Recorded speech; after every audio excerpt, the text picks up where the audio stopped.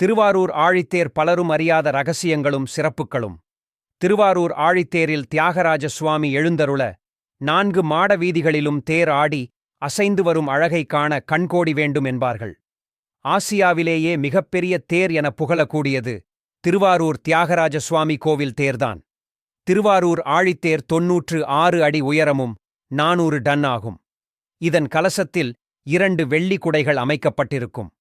தேர் கலசத்தில் வெள்ளி குடை இருப்பதை திருவாரூரைத் தவிர வேறு எங்கும் காண முடியாது.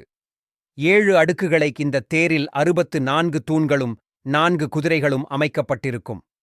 பார்க்கடலில் உருவான தேவதாருக்கள் உதவியுடன் உருவாக்கப்பட்ட தேர் என்பதால் இதற்கு ஆழித்தேர் என பெயர் உருவாகிற்று. இந்த பிரம்மாண்ட தேர் பிரம்மதேவரால் ஸ்தாபனம் செய்யப்பட்டது.